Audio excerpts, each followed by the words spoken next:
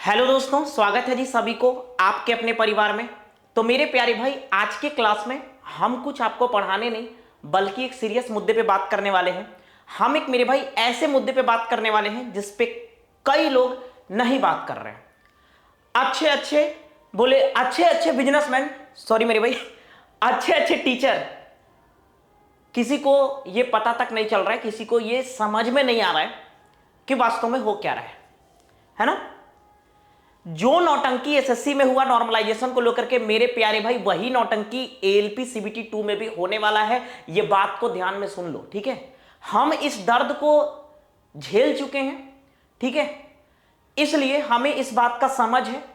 हम एक एक बात को करेंगे कि क्या हम कहने वाले हैं। सर क्यों इतना गुस्से में लग रहे हैं, सर क्या कहने वाले हैं आप, ठीक है। हम एक एक बात बढ़िया से आपको समझाएंगे, प्रूफ के साथ आए हैं, बिना प्रूफ का बात नहीं करते मेरे भाई, ठीक है।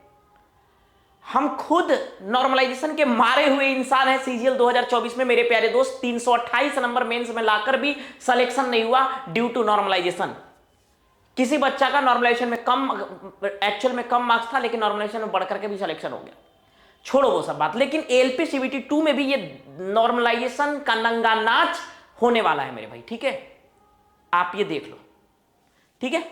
तो ये कैसे होने वाला है सर, कैसे आप कह रहे हैं कि सीबीटी 2 में भी नॉर्मलाइजेशन होगा? क्या है आपके पास प्रूफ? क्या कह रहे हैं? हम ये बोलना चाह रहे हैं कि क्या आपको पता है 19 तारीख को जो एग्जाम कैंसिल हुआ, उस दिन भी एग्जाम हुआ था। आप बोलोगे एग्जाम हुआ था, एग्जाम तो कैंसिल हो गया था। नहीं, एग्जाम उस दिन भी कुछ लोगों का लिया गया। आपको कैसे पता? क्या प्रूफ है आपके पास? क्या कोई प्रूफ लाए हैं? हाँ, हम प्रूफ लाए हैं। प्रूफ पूरा का पूरा पब्लिक है। हम किसी जगह से खोज के गुफा में से नहीं लाए हैं मेरे भाई। ये रेलवे का खुद का नोटिस ही प्रूफ करता है। कैसे प्रूफ करता है, हम सारा चीज आपको समझाएंगे। कोई भी लोग इस पे ध्यान ही नहीं दे रहे हैं, बस इस बात पे फोकस कर रहे हैं कि रिजल्ट कितना हो रहा है, कितना सिलेक्शन हो रहा है, क्या हो रहा है, कहां से बिजनेस चले, कहां से फायदा हो, यही चीज देखा जा रहा है। बट इस बात पे किसी को कोई फोकस नहीं है, समझ रहे हैं। हम इस बात को देखने वाले हैं। देखिए, सबसे पहले अगर हम आपको बता दें कि नोटिस ये दिया गया था जब 19/3/2025 को एग्जाम जो है वो कैंसिल कर दिया गया था, 19 तारीख वाला, 19 मार्च वाला, ठीक है। बात को समझना मेरे भाई, एक एक बात को पूरा का पूरा वीडियो देखना, ठीक है। आधा कट करके कहीं मत वायरल करना। जो भी करना होगा, जो भी इसमें से कट करना होगा, मीम्स बनाना होगा, जो करना होगा, तामझाम करना होगा, कर लेना, शॉर्ट्स बना लेना, लेकिन आधा नहीं देख के पूरा देख लेना, ठीक है। तब करना मेरे भाई, ठीक है। अगर हम बात करें कि notice for rescheduling of the CBT 2 shift 1 and 2 on the 19/3/2025, इस नोटिस में किसी ने इस बात का गौर ही नहीं किया। क्या गौर करने वाली बात थी सर? आपको दिख गया रेलवे का नोटिस है, फालतू कुछ नहीं है। थोड़ा इसको आप बड़ा कर लेते हैं, ठीक है। अब इस बात को जरा सा ध्यान से समझना मेरे प्यारे दोस्त। कह रहा है, यहां पर लिखा हुआ है कि due to unforeseen technical issue the exam scheduled on 19/3/2025 shift 1 and shift 2 are being rescheduled, ठीक है, रीशेड्यूल्ड कर दिया गया फॉर सेंटर्स, उन सेंटर्स के लिए where exam could not be conducted. इसका मतलब समझे? इसका मतलब यह है कि due to unforeseen technical issue, unforeseen technical issue के वजह से, यानी एक ऐसा तकनीकी खराबी जो पहले नहीं हम अंदाज लगा पाए, इसके चलते the exam scheduled on 19/3/2025 shift 1 shift 2 are being rescheduled, यानी जो 19/3/2025 को शिफ्ट 1 शिफ्ट 2 में जो एग्जाम लेना था उसको रीशेड्यूल कर दिया गया उन सेंटर के लिए जहां एग्जाम नहीं हो सका, कुड नॉट बी कंडक्टेड। अब कोई बच्चा यहीं से भाग जाएगा मेरे भाई, पूरा देखना, घबराओ मत। कोई यहीं से सोचेगा सर आप इंग्लिश का हिंदी करके ये अंदाजा लगा रहे हैं कि 19 तारीख को पेपर हुआ था। मेरे प्यारे भाई, 19 तारीख को भी पेपर हुआ था सीबीटी 2 का, ठीक है। ये गवाही है, ये रेलवे का नोटिस ही गवाह देता है, ठीक है। तो हम एक एक बात को प्रूफ करेंगे यहां पर। भागना मत, पूरा का पूरा वीडियो देखो, 10 मिनट 15 मिनट जो भी लगेगा, ठीक है, ताकि आप भी इस बात को समझ पाओ, ठीक है दोस्त। यहां कह रहा है कि उन एग्जाम के लिए ही, उन सेंटर के लिए ही एग्जाम दोबारा कराए जाएंगे जिस सेंटर पे एग्जाम नहीं हो सका। इसका मतलब है कि बाकी के सेंटर पे एग्जाम हुआ होगा, कुछ तो सेंटर पे जरूर एग्जाम हुआ होगा। बोले हाँ सर, इतना बात से तो समझ में आ रहा है कुछ, लेकिन आगे देखो, ये 20 तारीख का नोटिस है जहां एग्जाम, यहां कह रहा है कि ALP CBT 2 exam scheduled on 20/3 shift 1 has been rescheduled कर दिया गया, reschedule date for the examination will be notified. लेकिन यहां 20 तारीख वाला में वैसा कुछ नहीं लिखा। 20 तारीख का मतलब है कि एक भी एग्जाम, किसी भी बच्चे को 20 तारीख का एग्जाम नहीं हुआ है, लेकिन 19 तारीख को कुछ बच्चे का तो एग्जाम हुआ है। यानी उन्हीं सेंटर, कुछ सेंटर पे तो एग्जाम लिए गए हैं, उन्हीं सेंटर पे एग्जाम दोबारा लिया जाएगा। जिन सेंटर पे एग्जाम नहीं हो पाया, कुड नॉट बी कंडक्टेड। आखिरकार रेलवे जो है मेरे प्यारे भाई, वो ऐसा क्यों लिखा? क्योंकि कुछ सेंटर पे एग्जाम हुआ होगा। बोलोगे सर आप इतना से अनुमान लगाते हैं, रुक जाओ मेरे भाई, घबराओ नहीं, आ जाओ। ये नोटिस कब का है? ये नोटिस हाल फिलहाल का है, जो आपको दिख रहा है कि CBT 2 का एग्जाम जो 2/5/2025 और 6/5/2025 को होने वाला है। ये वो नोटिस है जो CBT 2 का जो जल्दी में जो नोटिस आया ना एग्जाम को लेकर के कि एग्जाम कब होगा, ये वही नोटिस है मेरे भाई कि CBT 2 का एग्जाम कब होगा। तो हम ये बोल रहे हैं कि CBT 2 का जो मेरे भाई एग्जाम होगा वो 2/5/2025 को और 6/5/2025 को होगा। ठीक है सर, कोई दिक्कत नहीं है। अब एक बात मेरा बात सुनो, अब यहां देखो, ये पॉइंट नंबर 2 देखो। पॉइंट नंबर 2 में इन्होंने क्या लिख के दिया है, ध्यान से नोटिस को पढ़ो मेरे भाई। All candidates who were rescheduled on 19/3/2025 first shift excluding, छोड़ करके उन लोगों का जिन्होंने एग्जाम कंप्लीट कर लिया है, who have completed there exam.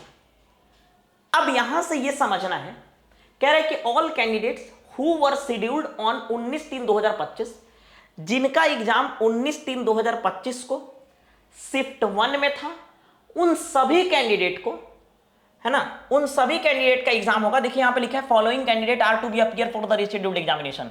यानी 2 तारीख और 6 तारीख का जो एग्जाम होने वाला है उसमें 2 तरह के ही बच्चे शामिल होंगे।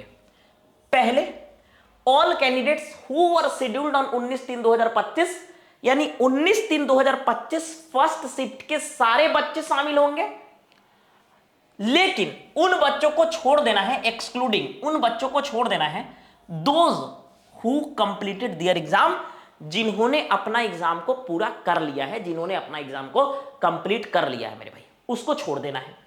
यहां लिखा है कि all candidates who were scheduled on 19/3/2025 second shift और 20/3/2025 फर्स्ट शिफ्ट, ये सारे के सारे देंगे। लेकिन सवाल यहां ये आता है कि आपने 11 मार्च का मेरे भाई रेलवे एक नोटिस निकाला है। आप 11 मार्च वाला नोटिस हम नहीं ला पाए। 11 मार्च के नोटिस के पॉइंट नंबर 6 में आप देखना, वहां इन्होंने लिखा कि हम नॉर्मलाइजेशन को अवॉइड करेंगे। नॉर्मलाइजेशन को अवॉइड करने के लिए हम जो है यहां पर एग्जाम को सही तरीके से कराएंगे, ठीक है।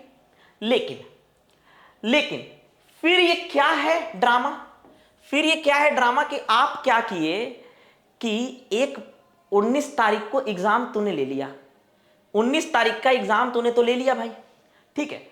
19 तारीख के तुमने कुछ बच्चों का एग्जाम ले लिया, 19/3/2025 को आपने कुछ बच्चे का एग्जाम ले लिया, कुछ सेंटर पर एग्जाम हुआ है मेरे भाई। अब ये क्या नौटंकी है कि कुछ बच्चों का एग्जाम पहले आपने ले लिया। अच्छा आप बोलोगे सर, कोई बच्चा बोलेगा सर क्या ही कर सकता था, टेक्निकल इशू था। अरे यार टेक्निकल इशू था, जो एग्जाम हो गया वो कैंसिल तो हो सकता था। तो सीधा सा बात है, किसी को इस बात पे नजर नहीं आ रहा है। और तो इसका प्रभाव क्या पड़ेगा? कोई बच्चा बोलेगा क्या फर्क पड़ेगा सर इसका? देखो क्या फर्क पड़ेगा। Effect on normalisation, effect on normalisation. अब इसी का इफेक्ट पड़ेगा मेरे भाई नॉर्मलाइजेशन पे, और बहुत गंदे तरीके से इफेक्ट पड़ेगा, ठीक है, बहुत गंदे तरीके से इफेक्ट पड़ेगा। सबसे पहली बात कि एक एग्जाम इन्होंने 19/3/2025 को लिया, इस दिन एग्जाम हुआ, ठीक है, इस दिन एग्जाम हुआ है, ठीक है, इस दिन एग्जाम हुआ। कुछ सेंटर पर यहां पर एग्जाम इन्होंने लिया, ठीक है मेरे प्यारे भाई। 19/3/2025 को इन्होंने कुछ सेंटर पर एग्जाम लिया, 20 को एग्जाम नहीं लिया, लेकिन फिर ये कह रहे हैं कि हम 2/5 को एग्जाम लेंगे और 6/5 को एग्जाम लेंगे। ध्यान से समझना क्या क्या फर्क पड़ने वाला है मेरे भाई। पहला फर्क कि तूने 3-3 शिफ्ट में एग्जाम ले लिए, ये वाला तुम कैंसिल नहीं कर सकते थे यार आरबी, हाँ, ये वाला कैंसिल कर सकते थे कि नहीं? ये वाला कैंसिल किया जा सकता था कि नहीं? किया जा सकता था। दूसरी चीज है कि जो बच्चा 19 को एग्जाम दे दिया उन बच्चों के लिए तो साइको के लिए ज्यादा समय मिल गया। साइको के लिए मेरे भाई उन बच्चों के लिए तो ज्यादा समय मिल गया इन कंपेरेबल टू 2 और 6 वाले बच्चों के लिए। तो कहीं से भी न्याय नहीं है, नौटंकी हो रहा है सरकारी एग्जाम में, आवाज उठाना पड़ेगा। मेरा एक छोटा सा चैनल है, लेकिन हमें जो तकलीफ है ना उस चीज के वजह से हम खुद वीडियो बनाए, ठीक है। कि कोई नहीं अगर बोल रहा है, कुछ लोग बोल रहे हैं उनके लिए शुक्रिया, लेकिन जो नहीं बोल रहे हैं, जो अच्छे अच्छे लोग नहीं बोल रहे हैं, उनको बोलना चाहिए इस मुद्दे पर और इस चीज को रोकना चाहिए कि किसी भी प्रकार से नॉर्मलाइजेशन ना होना चाहिए, केवल और केवल इनको होना चाहिए। और ये चीज का एग्जाम कैंसिल करके दोबारा से इनको यहां पर लो एग्जाम, सीधा सा बात है। दोबारा से 19 वाले जिन जिन सेंटर पे आपने एग्जाम लिया है उसको यहां लो। क्या कहा जा सकता है, क्या विश्वास है यार तुम लोगों पे, आरआरबी या जितने भी गवर्नमेंट एजेंसियां, क्या विश्वास है तुम लोगों पे कि तुमने ये 19 तारीख को जेन्युइन बच्चा ही बैठा के एग्जाम लिए हो? हाँ, ये भी तो हो सकता है, ये भी तो हो सकता है कि उन बच्चे को आपने बैठा दिया जहां से कुछ आ रहा होगा और उस सेंटर पे आपने एग्जाम ले लिया। कुछ भी हो सकता है, हम इस बात का पुष्टि नहीं करते हैं, कंफर्म नहीं कहते हैं, बट कुछ भी हो सकता है। दिस इज एन एजम्पशन, ये एक मानना है ना, एक बोल सकते हैं अवधारणा है, वो कुछ भी हो सकता है, पॉसिबिलिटी है। तो मेरे प्यारे भाई इस वीडियो को ज्यादा से ज्यादा शेयर करो ताकि ये बात लंबा लोगों तक पहुंचे, सभी लोगों तक पहुंचे। जो लोग आवाज नहीं उठा रहे हैं कम से कम उन लोगों तक पहुंचे, ठीक है ना। और आप सभी से, जितने भी अच्छे अच्छे बड़े बड़े टीचर हैं मेरे भाई, सभी से हाथ जोड़ के रिक्वेस्ट है, सभी लोग इस पे आवाज उठाइए, ठीक है। बच्चों के साथ न्याय होना है, अन्याय नहीं होना चाहिए किसी प्रकार से कोई भी अन्याय बच्चों के साथ नहीं होना चाहिए, क्योंकि हम खुद भुगते हुए हैं मेरे भाई। 328 नंबर मेंस में ला करके भी सिलेक्शन नहीं हुआ ड्यू टू नॉर्मलाइजेशन का नंगा नाच, ठीक है। तो चलिए फिर मिलेंगे नेक्स्ट वीडियो में, लेकिन मेरे प्यारे भाई इस वीडियो को लाइक करके चैनल को सब्सक्राइब कर लेना और वीडियो को शेयर दबा के करो मेरे भाई, ठीक है। Thank you.